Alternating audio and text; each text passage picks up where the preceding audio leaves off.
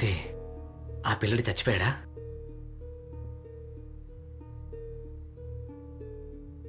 చంపేశాడు.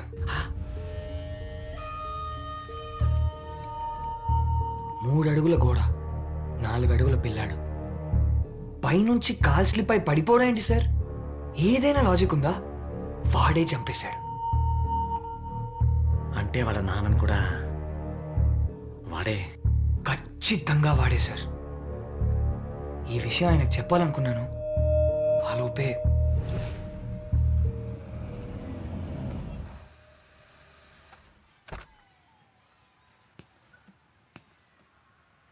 Excuse me sir, మీతో కొంచెం మాట్లాడాలి. దేని గురించి? ఇక్కడ కాదు, కొంచెం పర్సనల్గా మాట్లాడాలి. సరే రండి. సార్, మేడం గారు బాబుని తీసుకురావడానికి వెళ్ళారు సార్. రావడానికి టైం పడుతుందని చెప్పారు. తెలుసు, నాతో చెప్పారులే.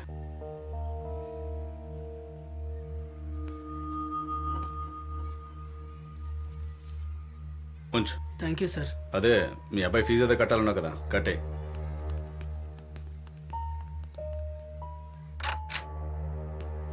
రండి, కూర్చోండి.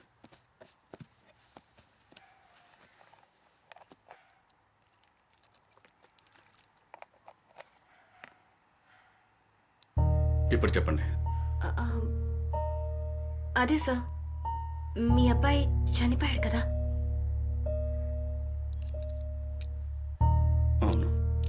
సార్, అది యాక్సిడెంట్ కాదు సార్, మర్డర్. ఏంటి? అవును సార్, చాలా ప్రీ ప్లాన్ గా చంపేశారు. ఏం మాట్లాడుతున్నావు? నిజమే సార్. అప్పుడు కార్ ఇక్కడ లెఫ్ట్, కెమెరాలో ఫోటోస్ కూడా ఉన్నాయి సార్. అదే కార్. ఇంకా ఆ రోజు మీ అబ్బాయి చనిపోయిన Stop. అసలు ఏం మాట్లాడుతున్నావు నువ్వు?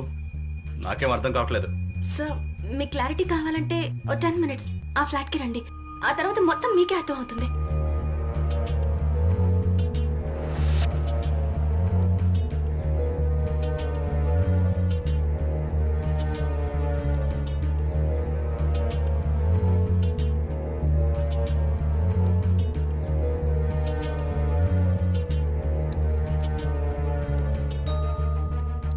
సార్, ఈ కారే సార్ మీ అబ్బాయిని ఫాలో అయింది.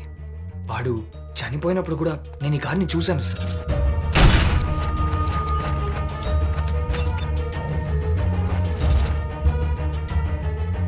ఈ విషయం మీకు ముందు చెప్పాలనుకున్నాం, కానీ అసలే బాధలో ఉన్నప్పుడు చెప్పడం కరెక్ట్ కాదని చెప్పలేదు.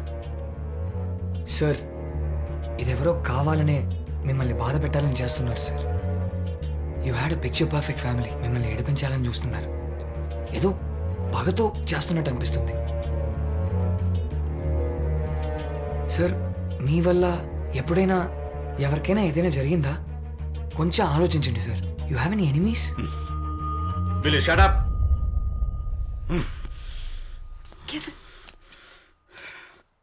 అసలు సెన్స్ ఉందా? ఏం మాట్లాడుతున్నారు మీరు? నా మీద ఎవరో పగ తెచ్చుకోవడం ఏంటి? నేను ఇప్పుడు దాకా ఎవరికి ఏ హాని చేయలేదు. అటువంటిది నా కొడుకుని ఎవరు చంపుతారు? చూడండి, ఇప్పుడిప్పుడే నా వైఫ్ కోలుకుంటుంది. ఇటువంటి చెప్తే తను తట్టుకోలేదు. Sir, but the facts. Please, మీ టైం పాస్ కోసం స్టోరీలు క్రియేట్ చేసి న్యూస్ చేయకండి. మాకంటూ సొసైటీలో కొంచెం రెస్పెక్ట్ ఉంది.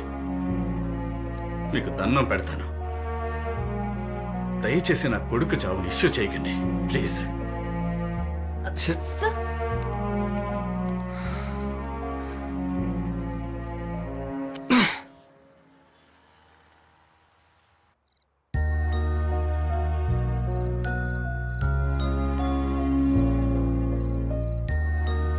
తినరా.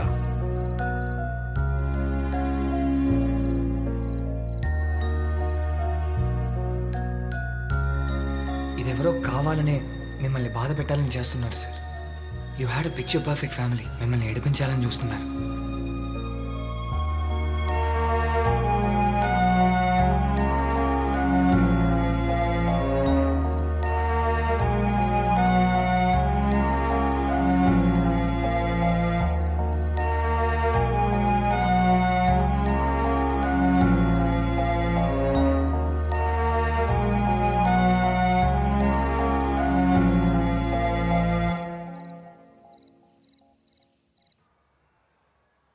మనం ఏం చెప్పినా ఎవరు నమ్మట్లేదు. చివరికి పోలీసులు కూడా నమ్మరు. నువ్వెవరో నమ్మటం గురించి మాట్లాడుతున్నావు, నేను చూసిన నిజం గురించి మాట్లాడుతున్నా. చిన్న పిల్లోడిని చంపేసి హ్యాపీగా బయట తిరుగుతున్నాడు. వాడిని నేను వదలను. నిజం తెలియకపోతే పర్లేదు, నిజం తెలిసి కూడా మనం చేయకపోతే చంపినోడికి మనకి పెద్ద తేడా ఉండదు. ఇప్పుడు మనం ఏం చేద్దాం? వాడెవడో తెలుసుకోవాలి. ఎలా? అది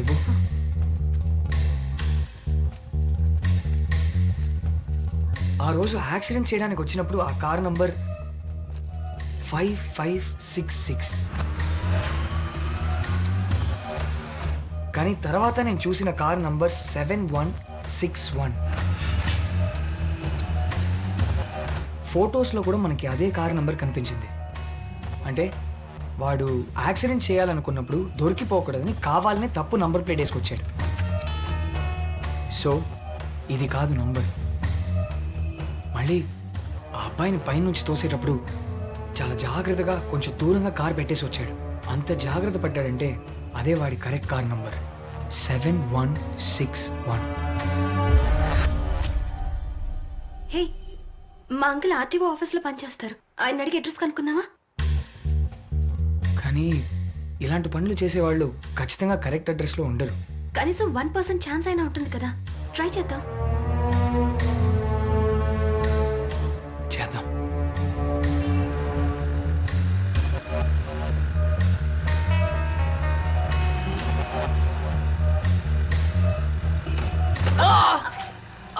సారీ, అందుకే నేను రావద్దని చెప్పాను. నేను చూసుకుంటాను కదా. ఒకవేళ వాడు అడ్రస్లో ఉంటే ఏం చేస్తావు నువ్వు? ఉంటే నువ్వు మాత్రం ఏం చేస్తావు? అప్పుడు నిన్ను కూడా నేనే సేవ్ చేయాలిగా. అది కూడా కరెక్టే. ఇదేనా అడ్రస్? ఇదే అడ్రస్. ఛాన్సే లేదు.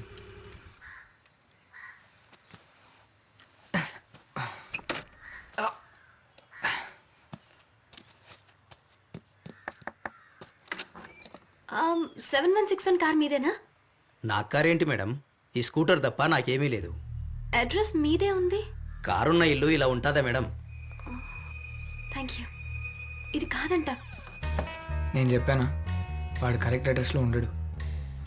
మరి ఇప్పుడు ఏం చేద్దాం? తెలీదు.